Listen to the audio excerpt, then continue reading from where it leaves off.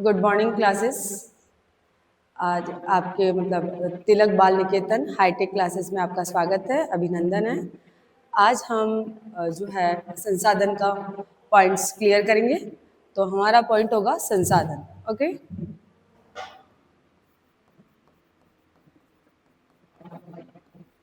संसाधन संसाधन को पढ़ने से पहले हम सबसे पहले इसकी मीन्स का या फिर मतलब को जानेंगे।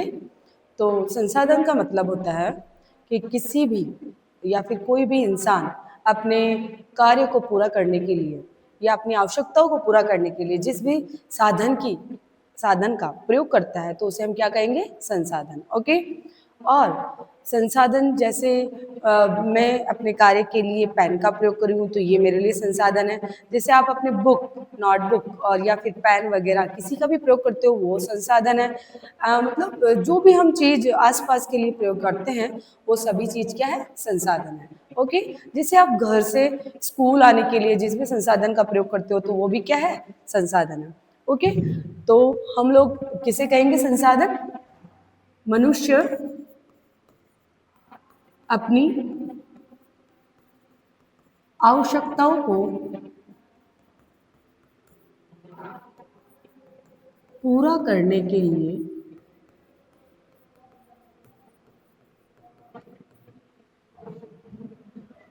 जिन साधनों का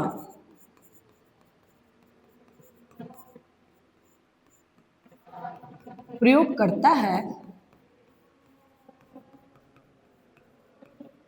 उसे संसाधन कहते हैं।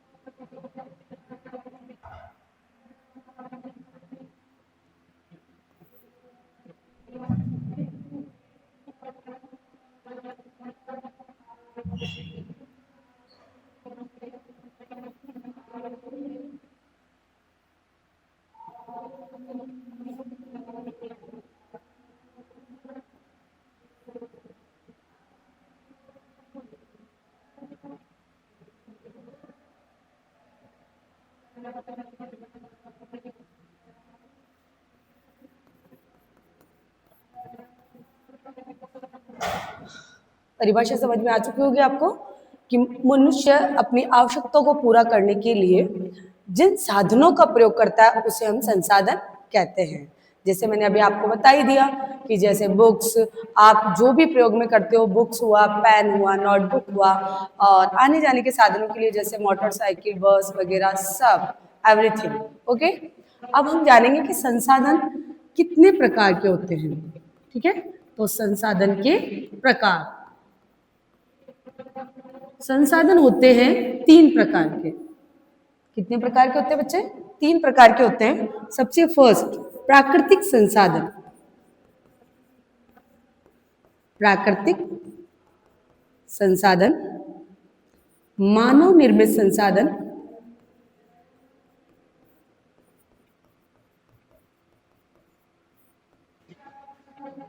और थर्ड है मानव संसाधन।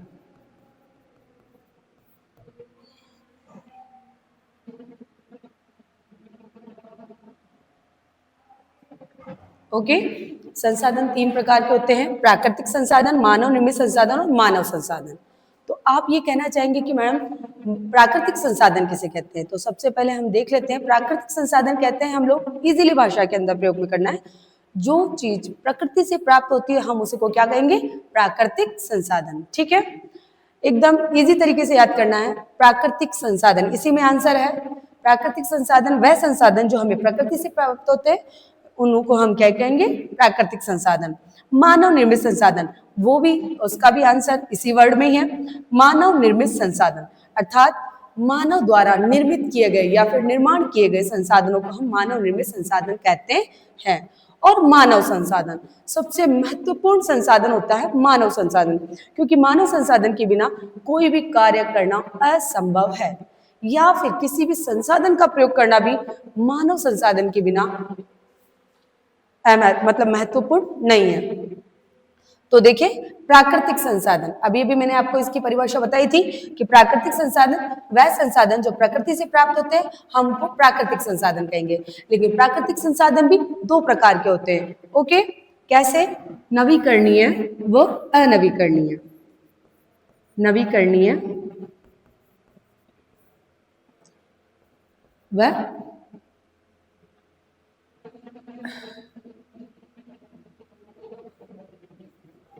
अनवीकरणीय संसाधन।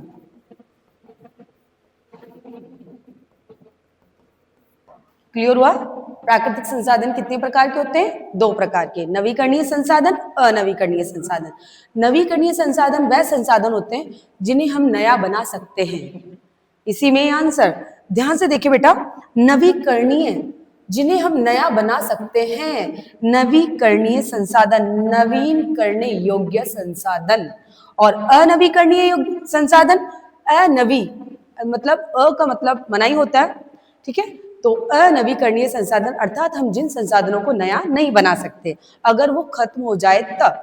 तो नवीकरणीय संसाधन की परिभाषा है वे संसाधन जो समाप्त होने के बाद पुनः निर्मित किए जा सकते हैं या फिर उनको पुनः नया बनाया जा सकता है, तो हम उनको कहेंगे नवीकरणीय संसाधन। और अनवीकरणीय संसाधन वह संसाधन जो समाप्त होने के बाद में हम उन्हें पुनः या पुनर्निर्मित नहीं कर सकते, अर्थात उनको बनने में लाखों करोड़ों वर्ष लगते हैं, तो हम उनको क्या कहेंगे? अनवीकरणीय संसाधन। क्लियर है? आंसर इसी में है बेटा, एकदम इजी तरीके से याद करें। नवीकरणीय जो नए बनाए जा सकते हैं, अनवीकरणीय जो नए बनाए नहीं जा सकते, अर्थात उनको बनने में काफी समय लगता है। ओके, नवीकरणीय संसाधन के उदाहरण है, जैसे मैं आपको ये उदाहरण दे देती हूँ। उदाहरण जैसे नवीकरणीय में सौर ऊर्जा, जानते हैं आप सभी लोग, अगर खत्म भी हो जाए तो बराबर बनता रहता है। ओके, सौर ऊर्जा आप सभी जानते हैं, अधिकतर घरों के अंदर सौर ऊर्जा प्लेटें लगी रहती है, जो सूर्य से प्राप्त जो किरणें हैं या फिर रोशनी है, उसके द्वारा बिजली को उत्पन्न करती है सौर ऊर्जा। फिर नेक्स्ट है जैसे इसके अंदर पवन ऊर्जा। हमारे राजस्थान के अंदर पवन ऊर्जा प्लांट जैसलमेर में है, सबसे बड़ा, ठीक है। पवन ऊर्जा हुआ, ज्वारीय ऊर्जा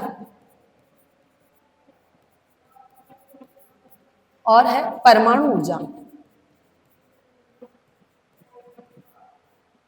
परमाणु ऊर्जा संयंत्र हमारे यहाँ पर रावत भाटा, जानते हैं, चित्तौड़गढ़ रावत भाटा के अंदर है। और जो ये है ज्वारीय ऊर्जा, जो समुद्र की लहरों या ज्वारों के द्वारा उत्पन्न की जाती है बिजली, उसे हम ज्वारीय ऊर्जा कहते हैं। तो ये सारी तौर तरीके ये नए हैं, अभी नए ही चलाए गए हैं, तो ये तुरंत प्रवाह गति से वापस से बनाए जा सकते हैं। लेकिन बेटा अनवीकरणीय संसाधन वे संसाधन जो प्राचीन समय से प्रयोग में लाए जा रहे हैं, लेकिन समाप्त होने के बाद में उनको नया नहीं बनाया जा सकता, जैसे कोयला। ओके, जैसे कि कोयला। ओके, प्राकृतिक गैस,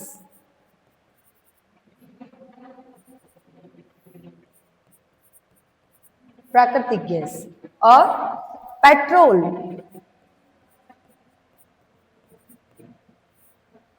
आदि। आप खुद भी सोच सकते हैं, कोयले अगर समाप्त हो जाए, माना कि कोयले समाप्त हो जाए, तो क्या आप पुनः उनको फटाफट से बना सकते हैं? नहीं बना सकते हैं। ओके, और प्राकृतिक गैस, जिस तरह से वो हम आपको ध्यान है, जमीन से ये गैस निकाली जाती है, तो ये गैस भी तुरंत प्रवाह से बनाई नहीं जा सकती, इसको बनने भी लाखों करोड़ों वर्ष लगते हैं। थर्ड है पेट्रोल।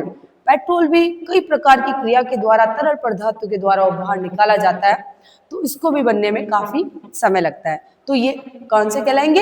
अनवीकरणीय संसाधन, जो समाप्त होने के बाद तुरंत तीव्र गति से बनाए नहीं जा सकते। ओके, अब हम पढ़ेंगे मानव निर्मित संसाधन। देखिए, हम मानव निर्मित संसाधन और मानव संसाधन को नेक्स्ट थोड़ा सा साइड के अंदर से पढ़ते हैं। ओके, ये रहा मानव निर्मित संसाधन।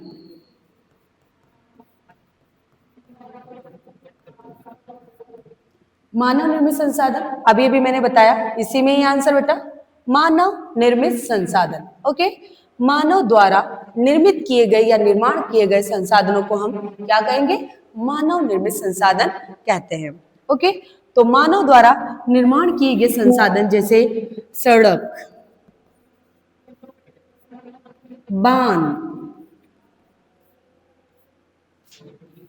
मकान, मशीनें, इसी प्रकार से अन्य कई चीजें जो मानव द्वारा निर्मित की जाती है, फिर हम उन संसाधनों का प्रयोग करते हैं, उनसे हमें कई प्रकार के लाभ प्राप्त होते हैं, तो वो होते हैं मानव निर्मित संसाधन। ओके, तो अब हम पढ़ेंगे थर्ड पॉइंट, मानव संसाधन। मानव संसाधन, ओके, मानव संसाधन जो कि सबसे महत्वपूर्ण संसाधन है। ओके, मानव संसाधन के बिना कोई भी कार्य करना या किसी भी संसाधन का प्रयोग करना असंभव माना जाता है। तो हमें मानव संसाधन को सबसे महत्वपूर्ण संसाधन कहते हैं। मानव संसाधन जिसके द्वारा मानव जो है एक परिवार बनाता है, परिवार से एक धर्म बनता है या समुदाय बनता है, और वह धर्म या समुदाय शिक्षा ग्रहण करता है। ओके, शिक्षा ग्रहण कर करके वो कोई उद्योग धंधा वगैरह खोलता है। ओके, और उद्योग धंधा खोलने से क्या होता है? प्रत्येक उद्योग का जो भी आर्थिक लाभ होता है वो हमारे देश के अंदर प्लस होता है। ध्यान है, अगर कोई भी उद्योग धंधा सबसे बेहतरीन चलेगा या जो भी हमारे यहाँ XYZ जो भी कार्य करते हैं उसका प्रभाव हमारे देश के विकास पर पड़ता है। तो अगर प्रत्येक व्यक्ति इस तरह से प्रक्रिया करता रहता है, उद्योग में सबसे टॉप रहता है, तो इसका प्रभाव हमारे देश पर पड़ता है। तो इससे क्या होगा? देश का विकास। ओके, देश का विकास। तो आपको समझ में आ चुका होगा कि देश के विकास के लिए सबसे महत्वपूर्ण पॉइंट क्या है? मानव। ओके, अगर ये मानव नहीं होता तो क्या ये देश का विकास संभव हो पाता? नहीं हो पाता। ओके, तो आप इस चक्र को समझ करके समझ गए होंगे कि देश का विकास संभव है ओनली फॉर मानव। गैस करें, किस दुनिया में मानव हो ही नहीं, सिर्फ जानवर या पेड़ पौधे जीव जंतु वगैरह हो, तो क्या देश प्रकृति करेगा? नहीं करेगा। मनुष्य है ही नहीं तो प्रकृति कहाँ की संभव हो पाएगी? ओके, तो इसलिए सबसे महत्वपूर्ण संसाधन है देश का या फिर दुनिया का मानव। कंप्लीट हुआ ये? तीनों पॉइंट्स एकदम क्लियर हो चुके हैं कि संसाधन तीन प्रकार के होते हैं: प्राकृतिक संसाधन, मानव निर्मित संसाधन और मानव संसाधन। मानव संसाधन सबसे महत्वपूर्ण संसाधन है। मानव निर्मित संसाधन वह संसाधन जो मानव द्वारा निर्मित किए जाते हैं। प्राकृतिक संसाधन जो हमें प्रकृति से प्राप्त होते हैं। क्लियर ये पॉइंट? ओके, अब हम चलते हैं कि संसाधनों का वर्गीकरण कितने प्रकार से किया गया है। ओके, तो संसाधनों का वर्गीकरण किया गया है 4 प्रकार से। वर्गीकरण का मतलब जानते हैं? बंटवारा। ओके, जैसे स्वामित्व के आधार पर, उत्पत्ति के आधार पर, ओके, और उसके आकार के आधार पर आदि। तो देखिए हम लोग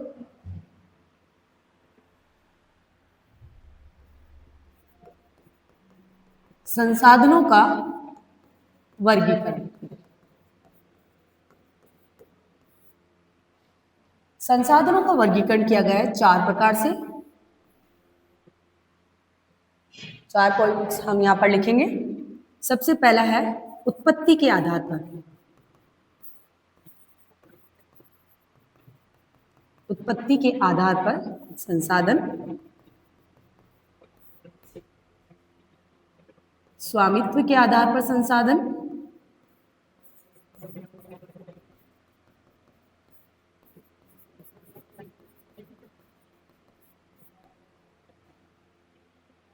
समापितता के आधार पर संसाधन,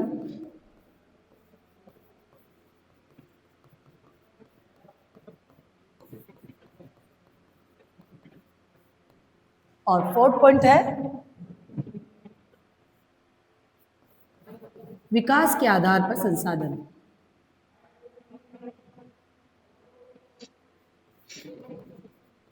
विकास के आधार पर संसाधन।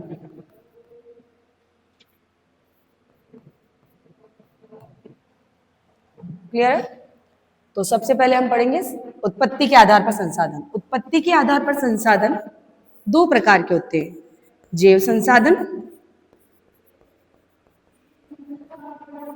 व अजैव संसाधन।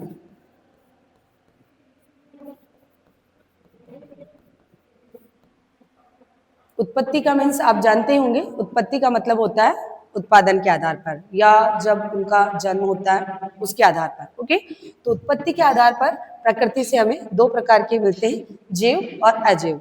जैव आप जानते हैं, जैव मतलब कि जिसमें जीवन पाया जाता है, और अजैव जिसमें जीवन नहीं पाया जाता।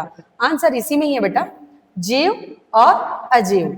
जैव वे संसाधन जिनमें जीवन पाया जाता है उनको जैव संसाधन कहते हैं, अजैव संसाधन जिनमें जीवन पाया नहीं जाता। ओके, तो जैव संसाधन को हम लोग देखेंगे, जैव संसाधन के अंदर क्या क्या आता है, जैसे मनुष्य, जीव जंतु, पेड़ पौधे आदि, इन सभी में जीवन पाया जाता है। ओके, अजैव संसाधन जैसे खनिज पदार्थ, धातु, पहाड़, नदियां आदि अजैव संसाधन में होंगे। ये सारे संसाधन समझ में आ चुका है। उत्पत्ति के आधार पर ये भी संसाधन है, ये भी संसाधन है। तो उत्पत्ति के आधार पर सिर्फ हमें दो प्रकार के संसाधन प्राप्त होते हैं, जैव और अजैव। जैव जिनमें जीवन पाया जाता है, अजैव जिनमें जीवन पाया नहीं जाता। ओके, जैव संसाधन का उदाहरण होगा मनुष्य, जीव जंतु या फिर पेड़ पौधे आदि, और अजैव संसाधन के अंदर होगा खनिज पदार्थ, धातु, पहाड़, नदियां, हवा वगैरह, ये अजैव होती है। ओके, अब नेक्स्ट देखते हैं हम लोग स्वामित्व के आधार पर। स्वामित्व के आधार पर जो कोई भी संसाधन होते हैं, स्वामित्व का मीन्स आप जानते होंगे कि उनके जो मालिक होते हैं उनके आधार पर संसाधन चार प्रकार के होते हैं। ओके, तो देखते हैं निजी संसाधन। सबसे फर्स्ट पॉइंट आएगा निजी संसाधन, सेकंड आएगा सामुदायिक संसाधन, थर्ड आएगा राष्ट्रीय संसाधन,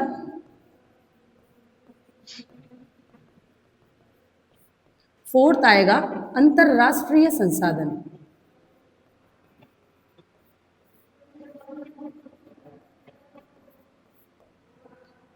अब थोड़े इसके मीन्स को समझते हैं हम लोग।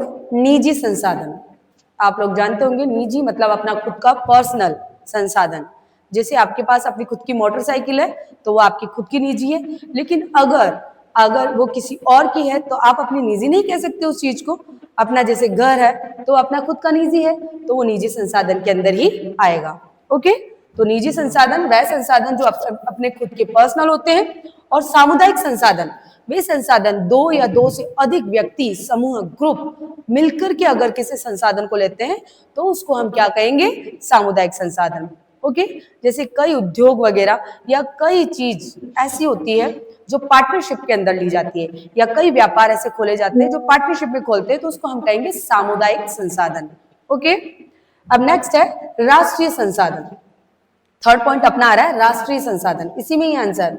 राष्ट्रीय संसाधन वे संसाधन जिसका प्रयोग पूरा राष्ट्र कर सकता है। ऐसा संसाधन जो ऐसे नहीं कहा जा सकता भाई वो उस राज्य का है या उस राज्य का, नहीं, पूरा राष्ट्र अर्थात अपना पूरा भारत देश उसका प्रयोग बिना किसी प्रॉब्लम के उसका प्रयोग कर सकता है। जैसे भारतीय रिजर्व बैंक RBI,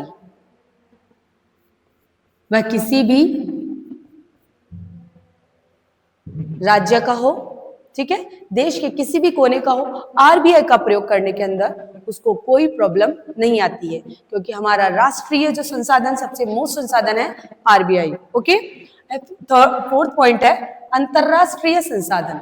वह संसाधन जिसका प्रयोग देश के कई विदेशी लोग आपस में मिलकर के उसका कर सकते हैं। ठीक है, अंतरराष्ट्रीय संसाधन के अंदर जैसे आ जाएगा विश्व बैंक।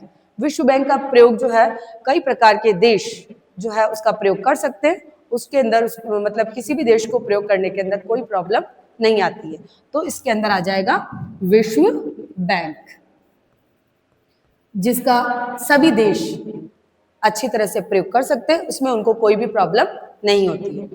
क्लियर हुआ ये? अब अपना पॉइंट हो रहा है थर्ड।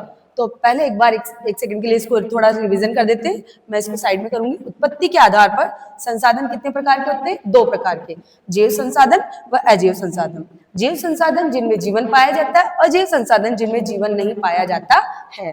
जैव संसाधन के उदाहरण होंगे मनुष्य, जीव जंतु वगैरह, और अजैव संसाधन हो गए खनिज, धातु और खनिज पदार्थ, धातु वगैरह, पहाड़ जिनमें जीवन नहीं पाया जाता ना, वो सारी चीजें इसमें आ जाएगी।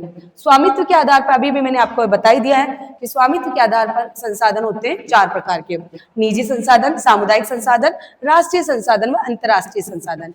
निजी संसाधन का मीन्स होता है अपना खुद का पर्सनल संसाधन, ठीक है, और सामुदायिक संसाधन जिसमें ग्रुप्स वगैरह या फिर एक साथ होकर के सभी मिलकर के पार्टनरशिप में लेते हैं, वो सामुदायिक संसाधन होगा। राष्ट्रीय संसाधन जिसमें पूरा देश के किसी भी कोने का व्यक्ति उसका प्रयोग कर सकता है, यानी अपने राष्ट्र भारत देश का किसी भी कोने का व्यक्ति उस चीज का प्रयोग कर सकता है, उसको कोई रोक रुकावट नहीं होगी कि आप उस राज्य को या उस राज्य के हो, ठीक है। तो इसमें आएगा आरबीआई, रिजर्व भारतीय रिजर्व बैंक। अंतर्राष्ट्रीय संसाधन वे संसाधन जिसमें दुनिया के कई विकसित देश जिस चीज का प्रयोग करने के लिए कोई संकोचन या फिर किसी प्रकार की कोई प्रॉब्लम नहीं आती है, तो उसके अंदर आ जाएगा, जैसे विश्व बैंक। ओके, क्लियर हुआ? अब हम लोग ये समापत्ति के आधार पर, विकास के आधार पर नेक्स्ट बढ़ते हैं। यहां पर देखते हैं हम लोग समापत्ति के आधार पर संसाधन। समापत्ति के आधार पर संसाधन कितने होते हैं बेटा? 2 प्रकार के, नवीकरणीय संसाधन व अनवीकरणीय संसाधन। देखिए इसी में ही है समाप्यता, अर्थात समाप्त होने के बाद में संसाधन कितने प्रकार के होते हैं। समाप्त होने के आधार पर संसाधन कितने प्रकार के होते हैं? 2 प्रकार के, नवीकरणीय संसाधन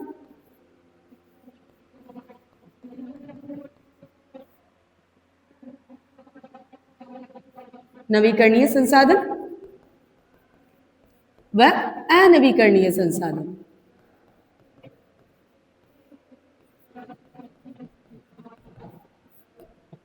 इसका मीन्स वगैरह मैंने अभी पहले बता दिया, लेकिन फिर बता रही हूं कि अगर कोई भी चीज समाप्त हो जाए तो उस आधार पर वह संसाधन कितने प्रकार के? 2 प्रकार के, नवीकरणीय अनवीकरणीय। वे संसाधन जो समाप्त होने के बाद पुनः निर्मित किए जा सकते हैं, हम उनको कहेंगे नवीकरणीय संसाधन। वे संसाधन जो समाप्त होने के बाद पुनः निर्मित नहीं किए जा सकते, हम उनको कहेंगे अनवीकरणीय संसाधन। क्लियर है? और एक और चीज आपके ये भी आ सकता है कि नवीकरणीय व अनवीकरणीय संसाधन का अन्य क्या नाम है, तो हम लोग अन्य और नाम से भी इसको जान सकते हैं, जैसे परंपरागत संसाधन, परंपरागत संसाधन व या फिर इसको कह सकते हैं गैर परंपरागत संसाधन, गैर परंपरागत संसाधन। इसका भी मीन्स इन्हीं में ही है। मैंने आपको ये चीज पहले से ही बता दी है कि किसी भी अगर किसी भी वर्ड को समझना है तो उसको थोड़ा सा ध्यान से पढ़े, आंसर उसी में होता है। ओके, तो ध्यान से किसी वर्ड को पढ़े, आंसर आपको उसी में ही मिलेगा। तो ध्यान से देखिए आप, इसमें बताया जा रहा है गैर परंपरागत संसाधन, परंपरागत संसाधन वह संसाधन जो प्राचीन समय से प्रयोग में लाए जा रहे हैं, तो उनको हम क्या कहेंगे? परंपरागत संसाधन। ओके, और गैर परंपरागत संसाधन वह संसाधन जो अभी कुछ नए ही सालों से हम प्रयोग में लाए जा रहे हैं, तो उनको क्या कहेंगे हम लोग? गैर परंपरागत संसाधन। क्लियर है? परंपरागत संसाधन के अंदर मैंने आपको बता ही दिया था बेटा पहले ही कि जैसे कोयला, प्राचीन समय से हम लोग प्रयोग में लेते हुए आ रहे हैं, हम इसको कोयला हुआ, पेट्रोल हुआ और प्राकृतिक गैस हुआ आदि। और गैर परंपरागत जो अभी कुछ ही सालों में चले हैं, जैसे सौर ऊर्जा, ज्वारीय ऊर्जा, पवन ऊर्जा इत्यादि, वो कई पहले मैंने बता चुकी हूँ। ठीक है, तो आपको ये समझ में आ चुका होगा। अगर आपको नवीकरणीय अनवीकरणीय ना पूछे और परंपरागत गैर परंपरागत पूछ ले, तो भी इनका मीन्स यही होगा। ओके, क्लियर है?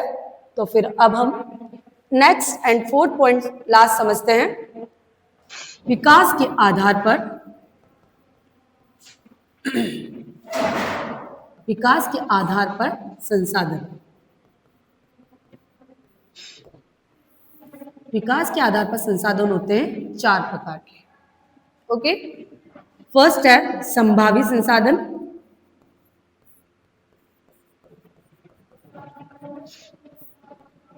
थर्ड है विकसित संसाधन,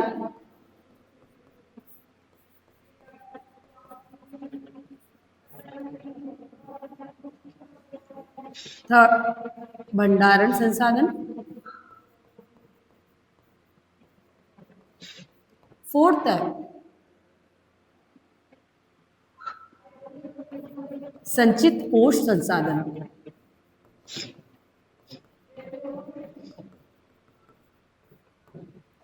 ओके, तो हम इसमें देखते हैं, इसका अर्थ समझते हैं। विकास के आधार पर, अर्थात किसी भी संसाधन का अगर हमें विकास कर रहे हैं तो उसके आधार पर संसाधनों को 4 भागों में बांटा गया है। फर्स्ट है संभावी संसाधन, जिसकी संभावना व्यक्त की गई है कि हाँ उस चीज को हम आगे बढ़ा सकते हैं, और यह संभावना व्यक्त की गई है तो हम उसको कहेंगे संभावी संसाधन। विकसित संसाधन, वे संसाधन जिनको हम संरक्षित करने के लिए आगे विकसित कर रहे हैं, उस पर प्रोसेसर चल रहा है तो हम उसको कहेंगे विकसित संसाधन। भंडारण संसाधन, जिस संसाधन को हम लोग सुरक्षित करने के लिए उसके भंडार गृह फिक्स कर चुके हैं और उनको भंडारित करके रखा जा रहा है या फिर संरक्षित करके रखा जा रहा है, तो उसको हम क्या कहेंगे, भंडारण संसाधन। और लास्ट एंड फाइनल संसाधन है संचित कोष संसाधन, अर्थात संचित कोष संसाधन के अंदर आ जाएगा जिस संसाधन को संचित एकत्रित कर करके रखे जाने की प्लानिंग की जा रही है। अभी भारत में इसकी प्लानिंग की गई है लेकिन इस पर अभी प्रोसेसर स्टार्ट नहीं हुआ है, तो हम लोग उसको कहेंगे संचित कोष संसाधन, जिसको एकत्रित कर करके एक साथ भंडारित कर करके सुरक्षित व साफली तरीके से भावी पीढ़ी के लिए रखा जाएगा, उसको हम कहेंगे संचित कोष संसाधन। क्लियर है? जो अभी सिर्फ प्लानिंग की गई है और उस पर प्रोसेसर अपना चालू नहीं हुआ, लेकिन ये सभी चीज आप सभी करते आ रहे हैं। संभावी, विकसित या भंडारण, तीनों कंप्लीट है। ओके, अब ये हमारे कंप्लीट हुआ कि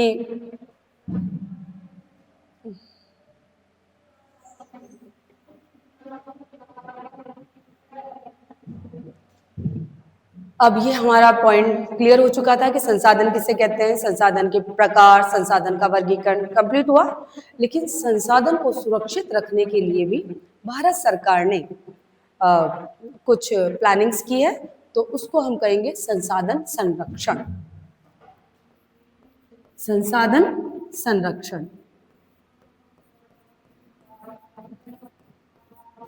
ये पॉइंट भी बेटा आपके जो है क्लासेस में आता है या आपकी पढ़ाई में आता है कि संसाधन संरक्षण क्या है।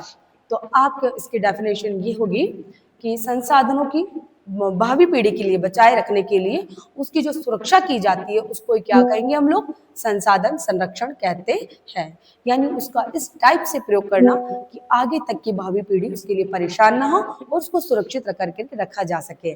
जैसे जल हुआ, बिजली हुआ आदि। जल, बिजली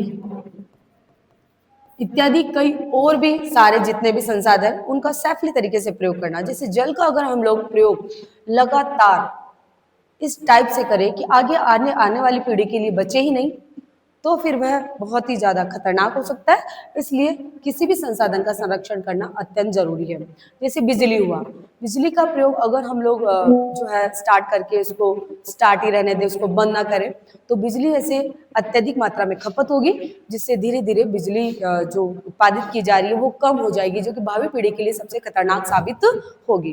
तो इसलिए हम लोग ये कहेंगे कि संसाधनों की हमें सुरक्षा करनी चाहिए। किसके लिए? आने वाली भावी पीढ़ी के लिए। ओके, क्लियर हुआ? एक नेक्स्ट पॉइंट आ रहा है इसके अंदर, सबसे लास्ट, सतत पोषणीय विकास। सतत पोषणीय विकास का मतलब होता है सतर्कता से। मीन्स इधर देखें, मैंने पहले ही बता दिया है कि किसी भी पॉइंट्स के अंदर उसका आंसर छुपा हुआ होता है, सिर्फ उसको थोड़ी देर के लिए पढ़ना या समझना अत्यंत जरूरी होता है। तो देखें, सतत पोषणीय विकास, अर्थात सतर्कता से पोषण करके या फिर संतुलन व सुरक्षित तरीके से उसका प्रयोग करना ही और उसका विकास करते रहना ही क्या कहलाता है? सतत पोषणीय विकास। अर्थात किसी भी संसाधन का सतर्कता से संतुलित तरीके से भावी पीढ़ी के लिए उसको बनाए रखना ही संसाधन संरक्षण व सतत पोषणीय विकास कहलाता है। क्लियर हुआ ये? सतत पोषणीय विकास। ओके, तो आज का पॉइंट अपना क्लियर हुआ संसाधन का, ठीक है। और अगला फिर पॉइंट लेकर के हम आपके सामने उपलब्ध होंगे।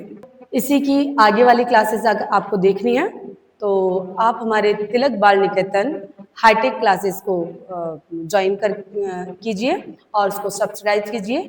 अगला पॉइंट मैं आपको इसी यूट्यूब चैनल पर वापस से प्रस्तुत करूंगी।